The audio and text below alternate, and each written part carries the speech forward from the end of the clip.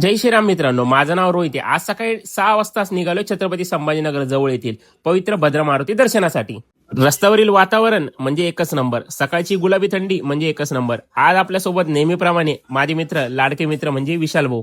विशाल भाऊला घेतल्याशिवाय आपल्या दिवसाची सुविधा आणि कोणतेच काम पूर्ण होतच नाही, कारण की विशाल भाऊ आपले जीवलग मित्र आहे. म्हणून दर्शनाला निघण्याआधी मी थांबलो एका मस्तपैकी संभाजीनगर येथील फेमस असलेल्या एकांत टी स्टॉल येथे. खरं सांगतो, सकाळची चहा आणि प्रवास आणि दिवसाची सुरुवात म्हणजे एकदम परफेक्टपणे. आज सकाळीच भद्रामारुतीला जाण्याचं कारण होतं, कारण की आज होता वर्षाचा सर्वात शेवटचा शनिवार आणि त्यामध्ये जात असताना छत्रपती संभाजीनगर येथील ऐतिहासिक दरवाजे आपल्याला भरपूर ठिकाणी बघायला तर मिळतात मित्रांनो, जे आपल्याला छत्रपती संभाजीनगरची समृद्ध आणि इतिहास दर्शवतात.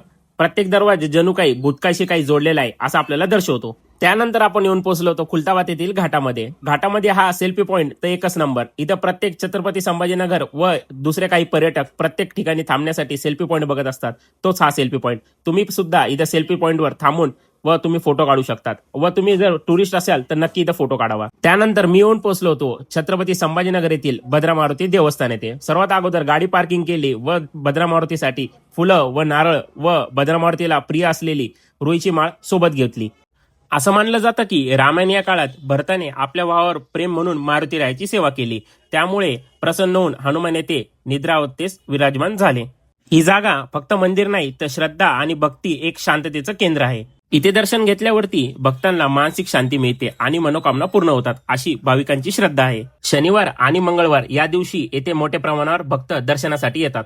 तर मित्रांनो, तुम्ही सुद्धा प्लॅनिंग करत असाल छत्रपती संभाजीनगर एक्सप्लोर करण्याचा, तर छत्रपती संभाजीनगर येथील असलेले पवित्र ठिकाण भद्रमारुती एकदा तुम्ही नक्की व्हिजिट करा आणि छत्रपती संभाजीनगर येथील नक्की एक्सप्लोर करा.